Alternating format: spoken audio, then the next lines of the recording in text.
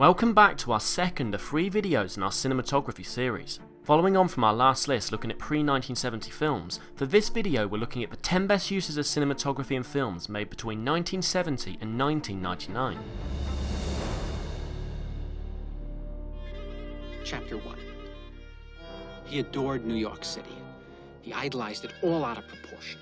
He romanticized it all out of proportion. Better. Number 10. Manhattan. Woody Allen has a bit of a love-hate following in regards to his films. His dialogue is always near flawless, but his subject matter can at times be a little too pretentious for the audience. However, himself aside, what is arguably one of his finest films ever made, Manhattan is a gorgeous black and white marvel and perfect to start off this list. Thanks in no small part to Gordon Willis, Manhattan's imagery strikes a stunning balance between the naturalism of New York City and the visual abstraction that took the 70s by storm, turning everything it shot into stark compositional images. Do you like that? This I think has a kind of wonderful otherness to it. You know, it's kind of got a marvelous negative capability, a kind of wonderful energy to it, don't you think? Number 9. Fight Club. Making our way into the 90s, we have Fight Club. Whilst David Fincher's other film Seven could have equally made this list, we decided to go with his masterfully shot film that utilised both brutal and dark shots to communicate its rather controversial themes. As a film, Fight Club is characterised by its strong colour palette and noiresque visuals that feature dim lighting and extensive use of shadows. Cinematographer Jeff Cronenweth created a feeling of disturb that translates throughout the film. The first rule of Fight Club is, you do not talk about Fight Club. The second rule of Fight Club is, you do not talk about Fight Club. Number 8. The Conformist. By using a variety of rich colours, unusual camera angles and fluid camera movement, cinematographer Vittorio Storaro created what is regarded by many as a visual masterpiece, comparable to classic German films of the 20s and 30s. By displaying an exceptional level of prowess, Storaro interweaves instances of luminance and darkness to frame exquisite compositions that reflect the main character's emotions of angst and inability to conform with reality.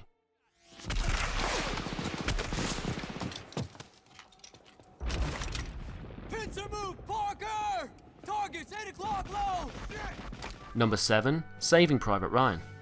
One of the most powerful war films of the modern age, illustrating the horrors of war using various techniques to create a gritty and intense field of vision. Cinematographer Janusz Kaminski earned himself an Oscar for his work on the movie, employing the use of shaky handheld footage and decreased shutter to capture the washed out and metallic beauty of the battlefield. The opening scene alone demonstrates Kaminski's style, using claustrophobic and rather frightening imagery to form one of the most immersive scenes in movie history.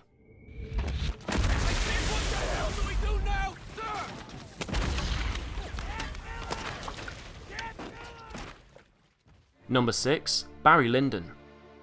I have borne as long as mortal could endure the ill treatment of the insolent Irish upstart whom you have taken into your bed.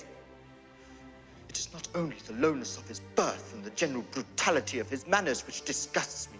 One of the most famous movies to utilise natural lighting, Stanley Kubrick's second appearance in this series is that of the beautifully shot historical drama Barry Lyndon. With nearly each and every frame reflecting that of a Renaissance painting, Barry Lyndon was another revolutionary feat of filmmaking from the hands of Kubrick. Cinematographer John Alcott set himself the task of shooting as many sequences as possible without recourse to electrical light, with many interior scenes resulting in the use of candlelight. Number 5. American Beauty. It's the weirdest thing.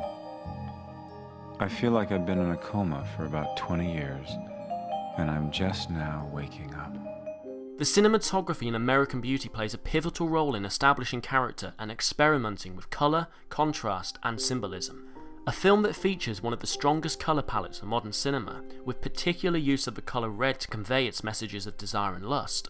American Beauty cinematographer Conrad Hall demonstrated his mastery by utilising a variety of different lighting setups to emphasise the characters' stories, with particular attention to the use of rain in the final scenes to intensify the foreboding conclusion. Or my grandmother's hands, and the way her skin seemed like paper.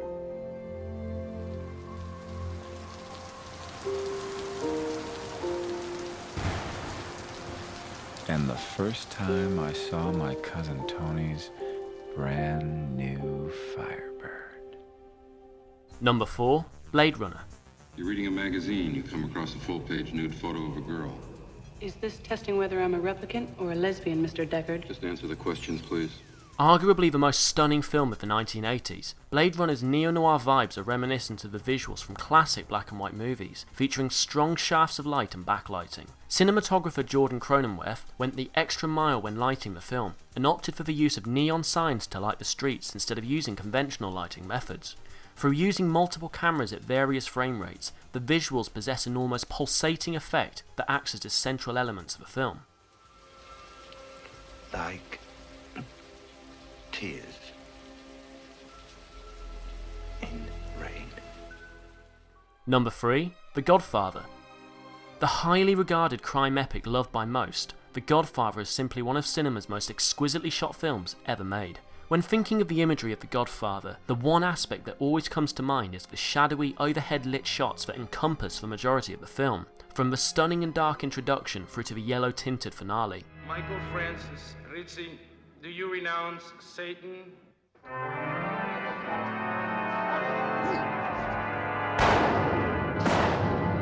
do renounce him. Envisioned as an epic take on Shakespeare's King Lear, Coppola and Willis utilised meaningful cinematography to explore the themes of loyalty, betrayal and lust for power, whilst using a colour palette that emphasised black, brown and yellow tones.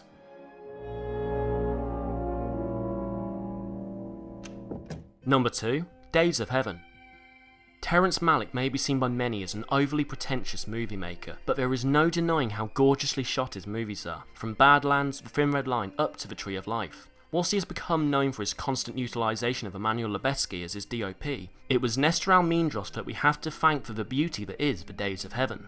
By favouring natural light over artificial lighting, Almendros was able to capture the imagery in a natural and raw light, and heavily used the glow of the golden hour to boost the visual presentation of the story.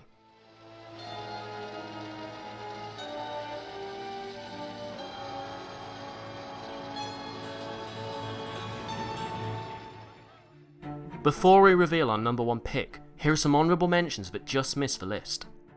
Taxi Driver. You know, little things like my apartment, my possessions. I should get one of those signs that says one of these days I'm gonna get organized.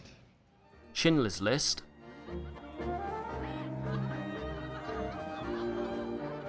Raging Bull.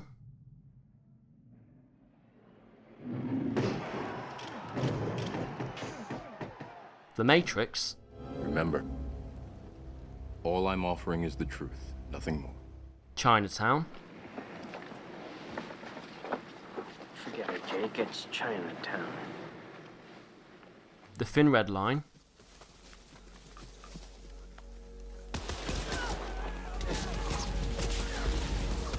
Once Upon a Time in America.